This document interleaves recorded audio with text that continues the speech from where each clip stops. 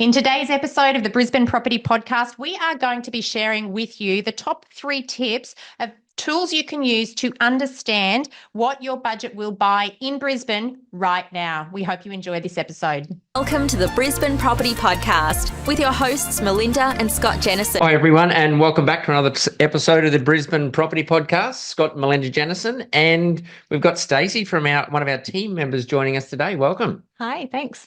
It's great to have you back on the podcast, Stacey. I know last time when you came on, listeners got a lot of value, and this time it's going to be no different because Stacey's going to work with us to outline the process that we go through with our clients to help them understand what their budget will buy in Brisbane. And this is something that is very apparent right now for all buyers. And we find through our inquiry, there's a lot of people that really have some lack of understanding of what their budget will buy right now. So hopefully at the end of this episode, we'll be able to provide some practical tips and some hints for you to go away and apply to your property search so that you've got more accuracy in determining what your budget will buy.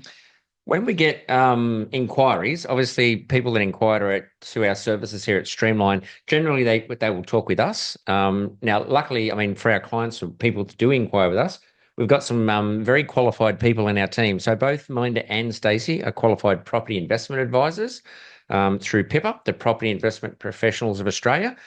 So to have that knowledge and that experience, and then obviously being local on the ground here, really digs deep into when you start buying into Brisbane. We'll jump into a few things here today when we start talk about helping understand people the budget, what they have to be aware of, and help them get a bit more clarity when they start to look to buy in Brisbane.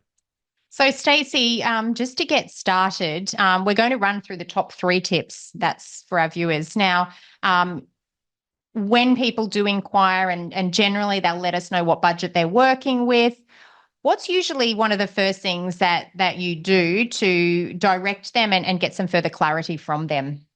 Look, I think it's really important that we take into account some personal circumstances. So we do tend to ask a lot of questions when we get that inquiry through to really understand the type of asset that they're looking for or home that they're looking for, and then tailor that down to specifically what's going to suit them. Good tips there. And basically that inquiry could come from a property investor or from a home buyer. And you're absolutely right. It's critical for us to get a much better understanding of what is it they're looking to purchase, because sometimes a home buyer is actually also a home buyer that has an investment lens. Yeah. So they're wanting to buy a home, but their intention is at some stage to convert that home into an investment property. Do you find that when we're having those initial conversations, there's a misalignment sometimes with what they think their budget will buy and what the market will actually deliver for that budget? Yeah, I definitely think buyers are getting a bit of catch up there with all of the growth that we've seen in the last few years, and really understanding value, what their money will be able to achieve, and then also understanding what's really important to them, and things that they might be able to compromise on as well. I think it's an interesting one when we talk about, when you said, Stacey, what your money will buy, but also when you're looking at home buyers and people don't have that clarity of where they actually want to buy. And some people will say, oh, look, I don't really mind. I'm happy to be out in the western suburbs or up in the north, or there's not that clarity around it. And that's something that we do help our buyers with. I mean, location, we talk about it all the time, location. Yeah. So you can't change that location. That to me is a really important part, whether it's through your work or your schooling for your kids, for education, just literally driving around, lifestyle, those types of things. That's so important to get that clarity when people look to buy a home to where they actually want to live, because they're going to and from that property every single day for the rest of their life, for as long as they live there anyway. That's true.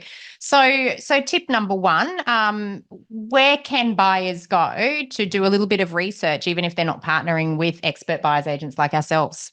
Yeah, look, I think a really important part of the search is realestate.com, and really understanding how you can use that as a tool to understand value, I guess, in the back end. So this is probably one of the biggest frustrations that we also get from a lot of buyers, because when you're searching on realestate.com for properties that are available for sale, a lot of those properties are not necessarily filtered by the sales agents in the right price zone. And what that means is you can get some misinformation of what your budget would buy, even if you've got those price filters in place. Would you agree? Yeah, definitely. We've seen that a lot. Just quickly on that, when you both have said realestate.com, now obviously we're in Brisbane, domain. We don't tend to use it as much up here as the south. I know we have a lot of people from the southern states. Yeah. I think domain is a lot more user-friendly down in that southern states compared to Brisbane. Especially Melbourne.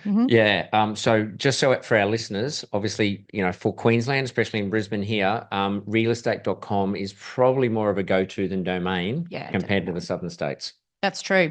So if we're not going to get that clarity by looking at properties that are available for sale, Stacey, what would you suggest, or how would you suggest we can use that platform or platforms like realestate.com or domain to assist us in understanding value? Yeah, look, I think what we tell a lot of our inquiry is that go to that sold tab, because you're going to find a lot more accurate information on that tab. And again, you can set up those filters to understand sold properties that might have 2 bedrooms or 3 bedrooms, townhouses or houses, and get all of that really accurate. So that's an excellent tip. So when you are searching on realestate.com.au or domain, the default opening is to the properties for sale. However, there's a lot of information, research information within the platform if you know where to find it. And one of the greatest sources of information for property buyers that are in the market right now is that sold tab. Now, Stacey, you talked about setting up filters. What sort of filters can we actually set up, or can buyers set up to help them narrow down their property search to understand what their budget would buy? Yeah, look, I think a really crucial one is understanding what has sold in the last 3 months. It's crucial because we are moving so quickly here in the market to definitely filter by those recent sales. But also you can put into there your minimum requirements. So if it's a 3-bedroom, you might consider 4 bedrooms, but put in that minimum requirement. So great tips. There is the ability to filter all of the results that come up on that on that sold tab by the recency of sales. So which properties have sold most recently. The default that comes up is going to be featured properties. So just because you're searching that sold tab, you're not necessarily going to be seeing the properties that have sold most recently. So it is important that you change the search filters to include those that have sold most recently to capture the most recent sales. Obviously, you've mentioned put in those particulars around the property itself, and that also includes the property particulars, but also suburb, so that we can get an understanding of which locations we can buy these types of homes in. Now, you can really go deep into that filter, can't you? So you can put in things like swimming pools, air conditioning. You mentioned ensuite. You mentioned bedrooms, cars, bathrooms, ensuite. Size. So there's so many filters where you can really refine that down a little bit. Obviously, if you don't pick up a lot, you can open it back up a little bit more to other areas. The other one I was going to mention was the sold price. So just be aware of the settlement period. Okay, a standard settlement in Queensland is about 30 days. Some of them can be 45, 60, 90, depends what the agreement is on the contract. So just be aware that some of those settled prices could be at least 1 month out of date. Yeah, and even if you are filtering by the most recent sales, if you're looking at properties that have sold 2 or 3 months ago, there may have been a significant market shift since those properties have actually transacted. And we always talk about in our market update episodes just how much the market has been tracking month on month.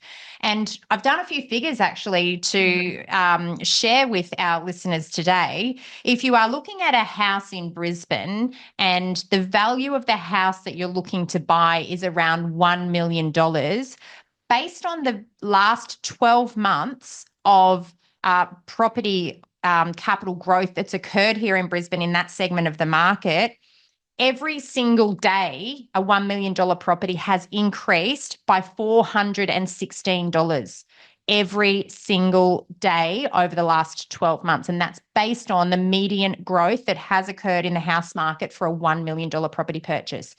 That's a significant sum of money.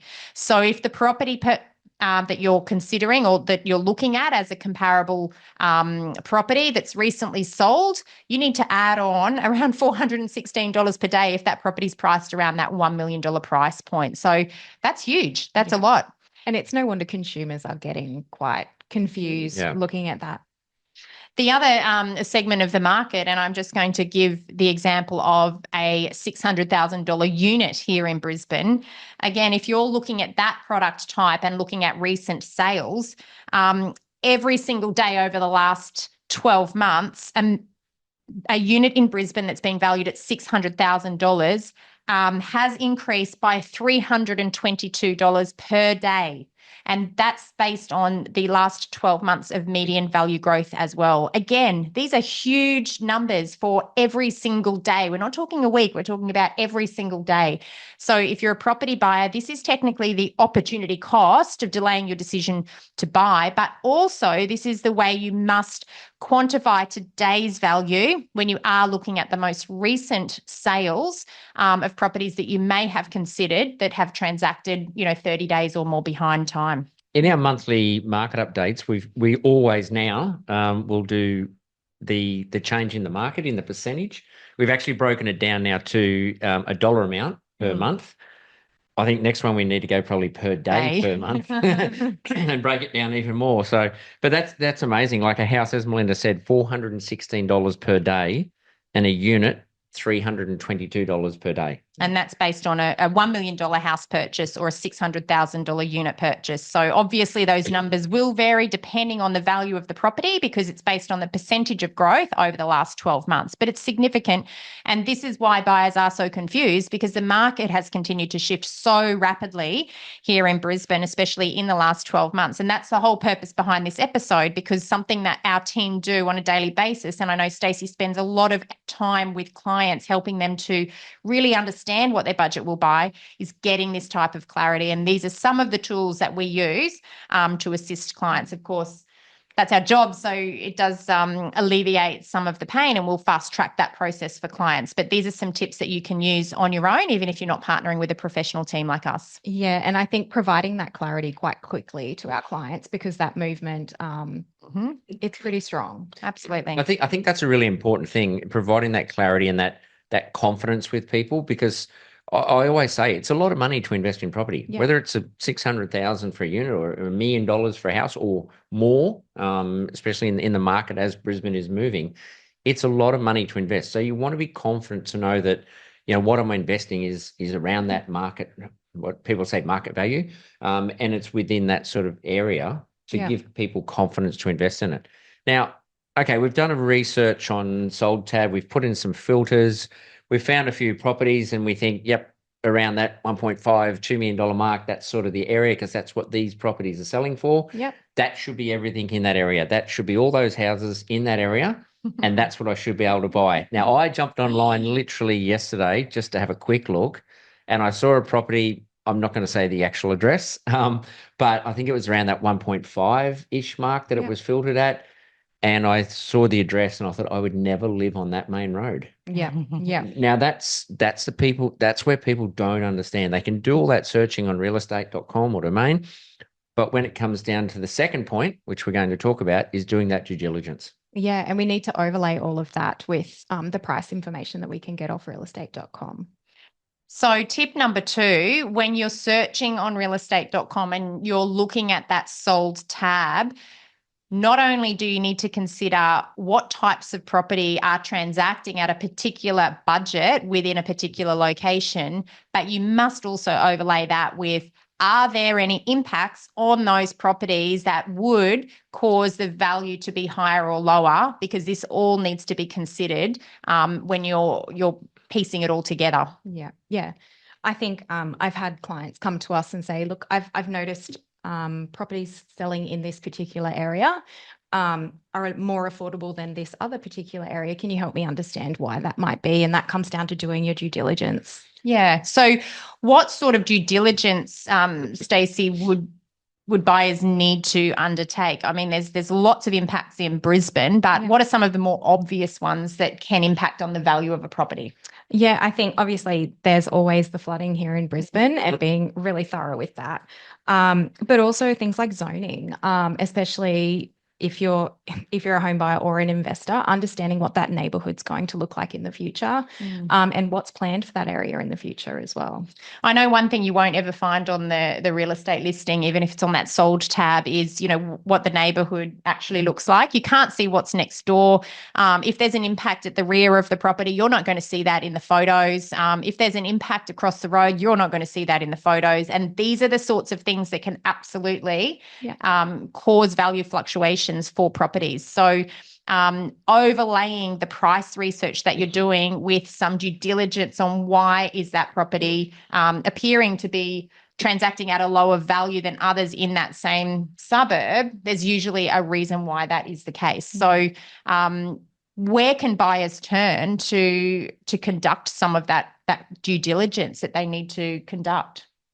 I think there's a lot to also be said for local knowledge as well, really understanding those areas, getting into the neighbourhood, understanding what that street might look like. Perhaps it's a really narrow street where there's no parking, or maybe it's a busy thoroughfare as well. 100%. Comes into it. If you look at, I know you really briefly said flood, and Brisbane is it's a river city. Flooding, as you said, local knowledge. There's some streets that people might say, this street here, we might straight away pop up and go, I'm not sure about that because I think there could be water in that area, or you just know that area that it might be low-lying and things like that. There's also different levels. So when you talk about flooding, this is something people need to be aware of, is there's river flooding, there's creek flooding, there's overland flow. So there's different levels and different layers of flooding. And the same when we talk about noise. I touched on that busy road. You've got plane noise, you've got trains, you've got cars. There's different levels and different layers that you need to go through when you start to go through all that checklist that we go through as well. Yeah, definitely. So some of the tools that buyers can tap into are some of those council portals, and unfortunately, they're not easy to navigate. They're the sorts of tools that professional buyers agents will access to uncover land zoning, for example. It's not just a case of looking at mapping; it's also understanding what different zones mean and what the potential of different zone impacts could have. So that's really one of the resources that we would recommend buyers consider.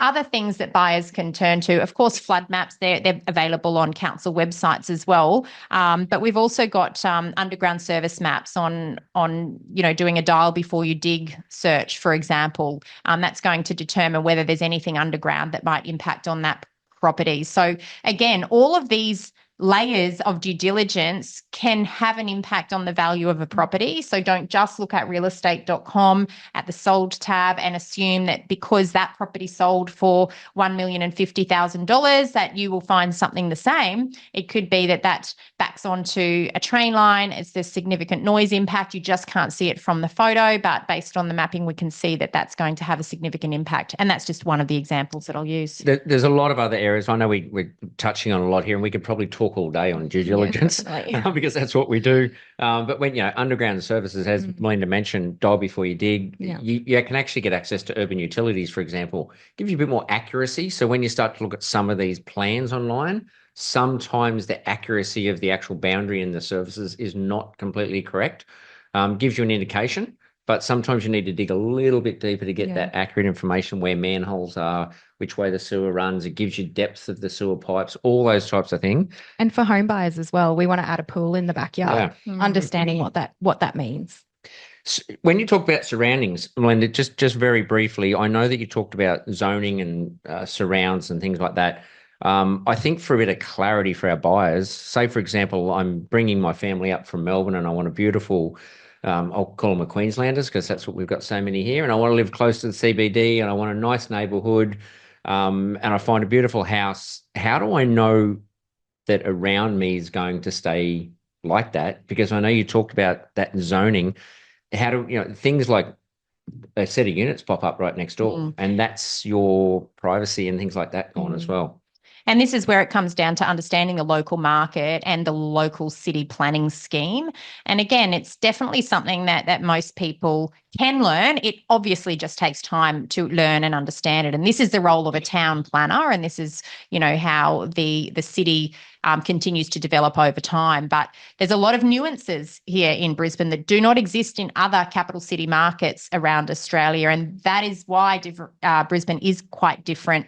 Our character Queenslander homes are protected from demolition. However, not every single character Queensland has the mapping that means it cannot be demolished. And so that can be confusing because most people assume that every character Queenslander, just because it's on the site, that's a Queenslander. Oh, this is what the neighbourhood's going to look like. It can't be removed. But in actual fact, there's definitely overlays that need to be checked on every single block of land to determine whether that block of land is going to remain as a character Queenslander, or if in fact that character Queenslander could be removed and replaced with units or townhouses. And as a buyer, you need to be aware of that. And sometimes that's why we see these properties transacting at a slightly lower value, because that particular property might actually be protected from demolition, but on either side of it or to the rear, there is zoning that permits much higher density development with a character home that can be removed from the site. And so that is a huge future impact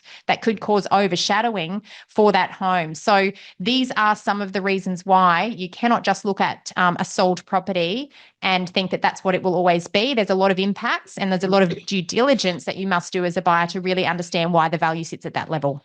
I think as well in our office, we often say, make the invisible visible. And that comes back to due diligence, understanding what you can't see. 100%. So we've done some searching. We've done due diligence, well, a little bit on it. We only touched on it. As I said, we could probably talk all day on it.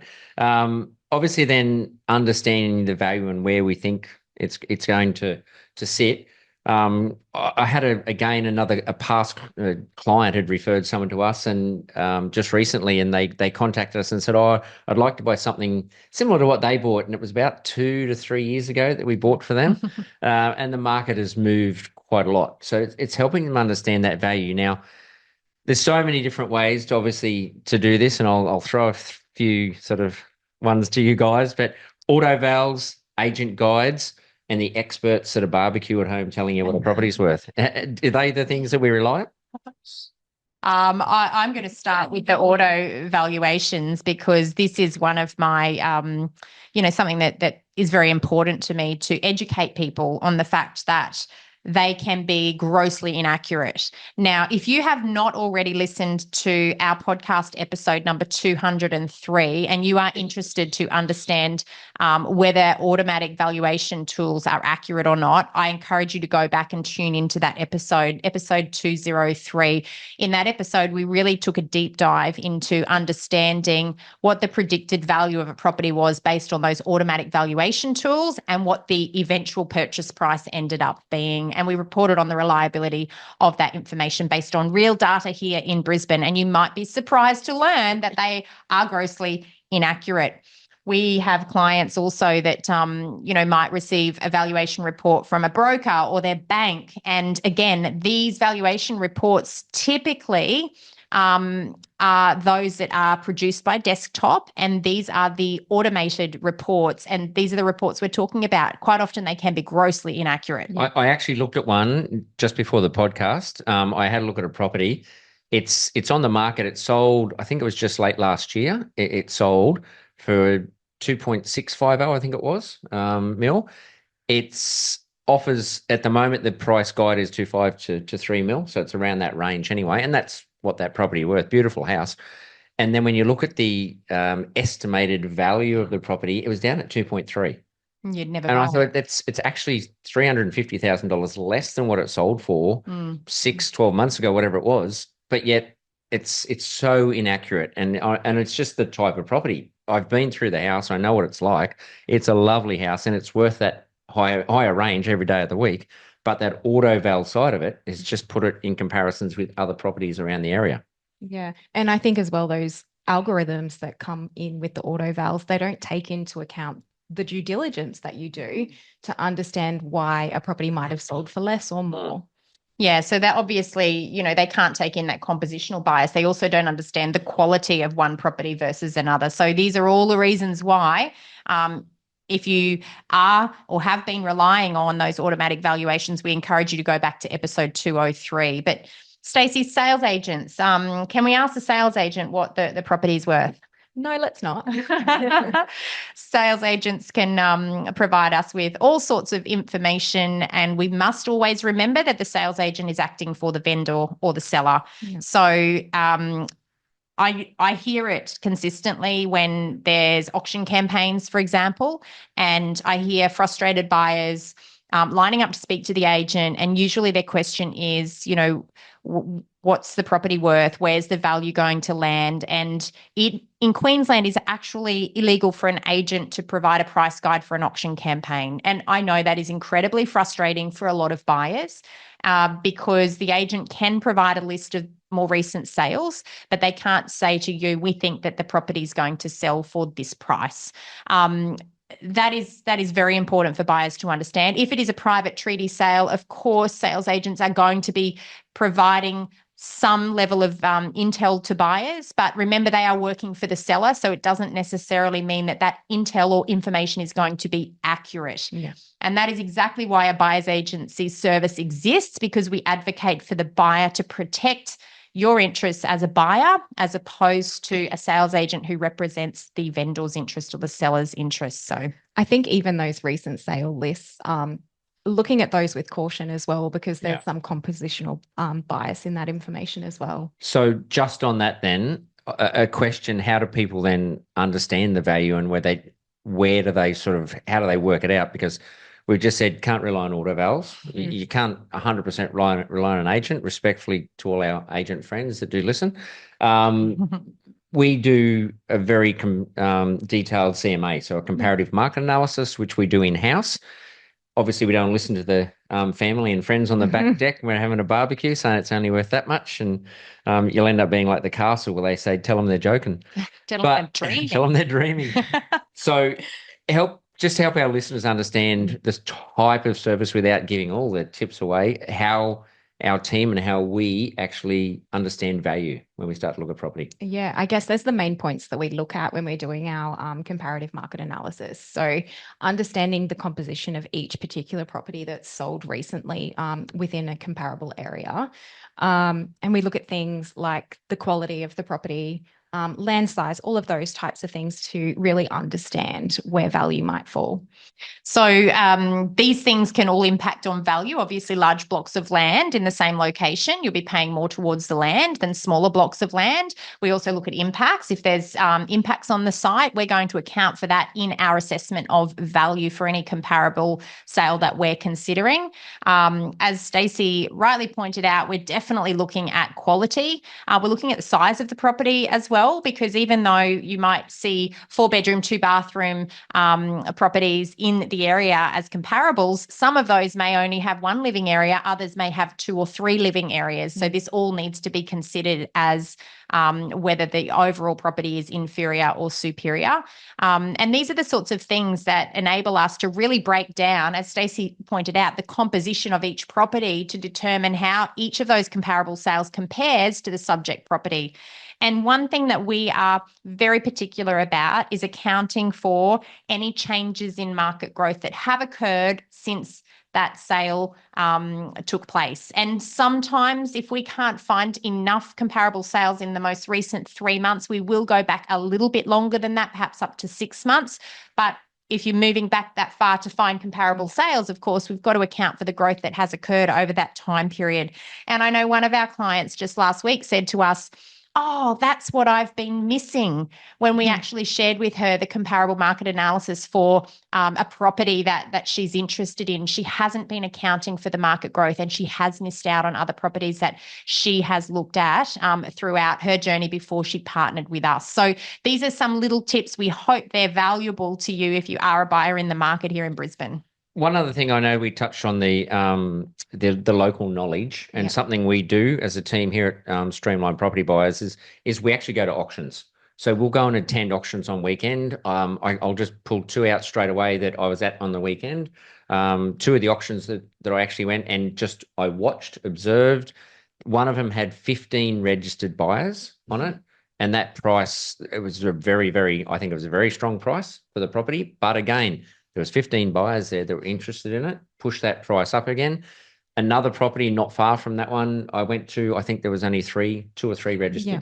So a big difference on it. And that's the sort of thing that we detail and understand. And we take records on how many people attending, how many registered, how many bidders, what bidders are bidding, where did it pause, where did it pass in at, all that detail to help people understand different little pockets in different areas. Could be the same suburb, but a different property will result in a completely different outcome for sellers and buyers as well. And I think as well, the desirability of the particular market that property falls into, because they were 2 very different properties. That's right. Absolutely. And this is where local knowledge and partnering with experts can actually give you, that competitive advantage in a market like Brisbane right now, which continues to be a market of upward price growth. So, when the market is shifting at such a rapid pace, and we will have another market update for you next week, which will report on what's been happening in the last month here in Brisbane. When a market shifts that rapidly, you really must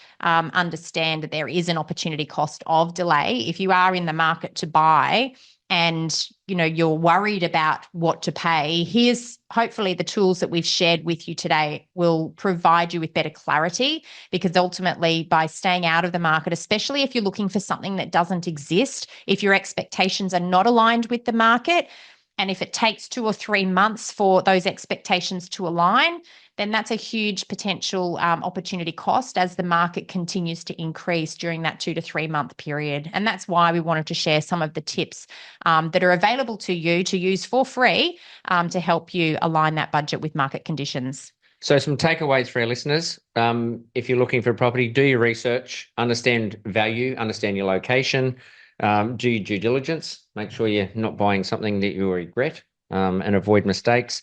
Understand the value and don't rely on everyone in the backyard and the barbecues and agents and auto vals.